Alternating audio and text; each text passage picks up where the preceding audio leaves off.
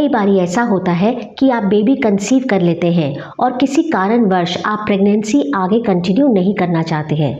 तो इस समय आप में से बहुत सारे लोग ऐसे हैं जो केमिस्ट की दुकान पे जाकर अबॉर्शन की दवाइयाँ ले आते हैं। यहाँ पर मैं आपको कुछ ज़रूरी बातें बताना चाहती हूँ। सबसे पहली बात कि अबॉर्शन की दवाइयाँ लेना तो एक लीगल इशू होता है, इसलिए आपको केमिस्ट से नहीं, केवल आपको MBBS डॉक्टर के पास ही जाकर कंसल्टेशन लेनी चाहिए। दूसरी, इन दवाइयों को लेने का एक सही तरीका होता है और इन दवाइयों के बहुत सारे साइड इफ़ेक्ट्स भी होते हैं, जिन्हें जाने बिना आपको मेडिकल अबॉर्शन की दवाइयाँ नहीं लेनी चाहिए। नमस्कार, मैं डॉक्टर अर्चना निरुला हूँ। आपका स्वागत है हमारे चैनल डॉक्टर अर्चना निरुला, आपकी अपनी गायनी। जब भी आपका प्रेगनेंसी टेस्ट पॉजिटिव आता है और आप बेबी कंसीव कर लेते हैं, आपको प्रेगनेंसी आगे नहीं बढ़ानी है, तो सबसे पहले आप एक डॉक्टर MBBS या गायनेकोलॉजिस्ट के पास जाकर कंसल्टेशन लेंगे। डॉक्टर आपको अल्ट्रासाउंड की सलाह देते हैं। अल्ट्रासाउंड से हमें कुछ फ़ायदे रहते हैं। एक तो हमें बच्चे की एग्जैक्ट उम्र का पता चलता है, यूट्रस के अंदर बच्चे की क्या पोजीशन है इसके बारे में पता चलता है, और कई बारी जो प्रेगनेंसी है वो ट्यूब में भी ठहर सकती है। इसको हम एक्टोपिक प्रेगनेंसी कहते हैं। और इस समय अगर आपने अल्ट्रासाउंड नहीं करवाया, एक्टोपिक प्रेगनेंसी आपसे मिस हो गई, तो आगे जाकर ये एक इमरजेंसी बन सकती है। अब मैं आपको बताऊंगी कि अबॉर्शन की टैबलेट्स को लेने का सही तरीका क्या है और इसके क्या क्या साइड इफ़ेक्ट्स होते हैं।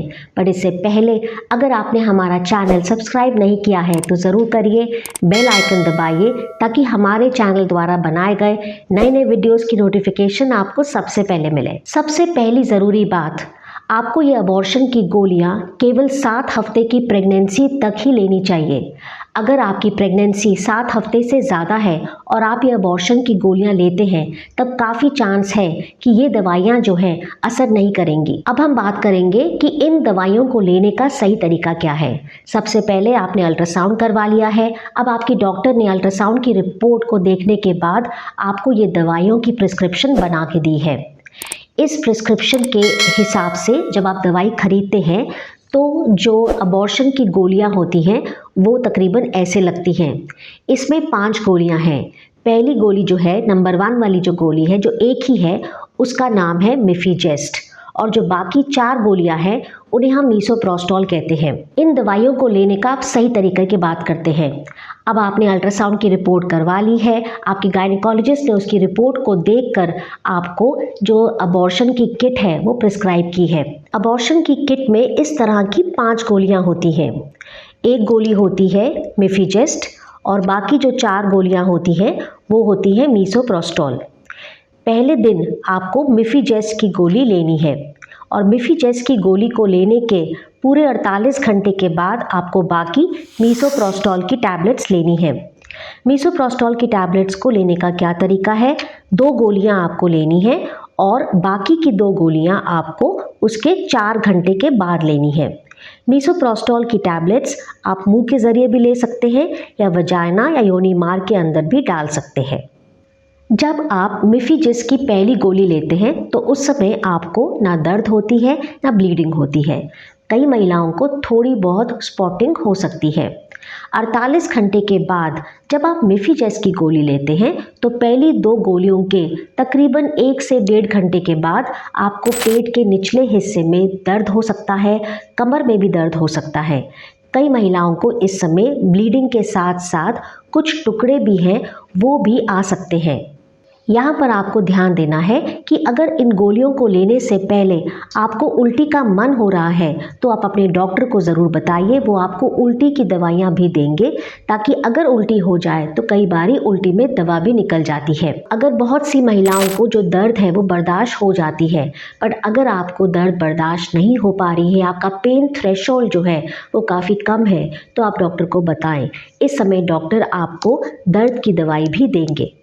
इन दवाइयों को लेने के बाद आपको कम से कम 5 से 6 दिन के लिए हैवी ब्लीडिंग या मॉडरेट टू हैवी ब्लीडिंग होनी चाहिए।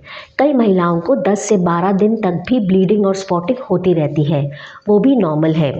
12 दिन के बाद अगर आप डॉक्टर के पास दोबारा जाते हैं तो डॉक्टर आपको अल्ट्रासाउंड की सलाह दोबारा देते हैं। इससे ये फ़ायदा होता है कि हम चेक कर लेते हैं कि यूट्रस के अंदर अब बच्चा और बच्चे की कोई भी टिश्यू वगैरह वहाँ पर नहीं है। इन दवाइयों के अब क्या क्या साइड इफ़ेक्ट है। पहला साइड इफ़ेक्ट जो है वो बहुत ही ज़्यादा पेन होना। अगर आपको नॉर्मल से ज़्यादा दर्द हो रही है तो आपको डॉक्टर को तुरंत बताना है। कई महिलाओं को जैसे मैंने बताया 5 से 6 दिन तक, कम से कम 12 दिन तक भी ब्लीडिंग होती है। अगर आपको बहुत ज़्यादा ब्लीडिंग है, फ्लो बहुत ज़्यादा है, टुकड़े बहुत निकल रहे हैं तो एक बार अपने डॉक्टर से कंसल्ट ज़रूर कर लें। अब एक इम्पॉर्टेंट साइड इफ़ेक्ट और वो है कई बारी जो है इन दवाइयों को लेने के बाद जो है प्रेगनेंसी पूरी तरीके से यूट्रस से क्लीन नहीं होती है। कोई ना कोई टुकड़ा अंदर रह जाता है। अगर ये टुकड़ा अंदर हम छोड़ देते हैं, काफ़ी समय तक रह जाता है, तो यूट्रस के अंदर इन्फेक्शन होने के चांसेस हैं। इसलिए यहाँ पर आपको 2 बातें ध्यान रखनी बहुत ज़रूरी है।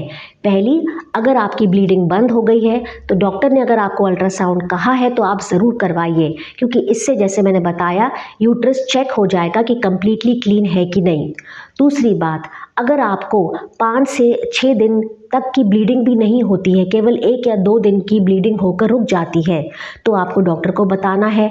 और अगर आपके 12 दिन के बाद भी ब्लीडिंग रुकती नहीं है बट स्पॉटिंग होती रहती है, इस समय काफ़ी चांस है कि आपकी अबॉर्शन जो है कंप्लीट नहीं हुई है और बच्चे के कुछ टुकड़े यानी प्रेगनेंसी के कुछ टुकड़े यूट्रस के अंदर रह गए हैं। आखिर में एक बहुत इंपॉर्टेंट सवाल जो मेरे से बहुत सारे पेशेंट्स पूछते हैं कि डॉक्टर, अगर मैं ये अबॉर्शन की किट लूँगी तो क्या आगे जाके मुझे प्रेगनेंसी में कोई दिक्कत होगी कि नहीं। देखिए, नॉर्मली में अगर मैं नॉर्मल तरीके से बात करूं तो इन दवाइयों के कोई खास साइड इफ़ेक्ट नहीं होते हैं, आगे की प्रेगनेंसी पे भी ये कोई बुरा असर नहीं डालते हैं। हाँ, अगर आपकी अबॉर्शन इनकम्प्लीट है, आपने अल्ट्रासाउंड नहीं करवाया है, कुछ टुकड़े प्रेगनेंसी के रह गए हैं, वहाँ इन्फेक्शन हो गया यूट्रस के अंदर, तो हाँ, अगर आप लापरवाही करेंगे तो कई बारी ऐसा हो सकता है कि आपको आगे प्रेगनेंसी दोबारा कंसीव करने में परेशानी आएगी। आखिर में मैं दोबारा कहना चाहती हूँ कि अगर आप में से कोई महिला अबॉर्शन की टैबलेट लेना चाहती है तो केवल और केवल अपने डॉक्टर, MBBS और गायनेकोलॉजिस्ट से ही सलाह लेकर, प्रिस्क्रिप्शन लेकर ये दवाई लें। ये आपके लिए सेफ है।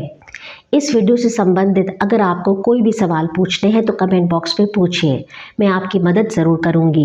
और अगर आपको मेरे से फ़ोन पे बात करनी है, मेरे से टेक्स्ट मैसेज पे बात करनी है, तो जो स्क्रीन पे नंबर आ रहा है आप उस पर कनेक्ट करिए। आखिर में मैं कहना चाहती हूँ कि अपनी हेल्थ के बारे में जागरूक बनो, अपनी हेल्थ को सुरक्षित बनाओ, तभी तो हेल्दी बनेगा इंडिया। नमस्कार।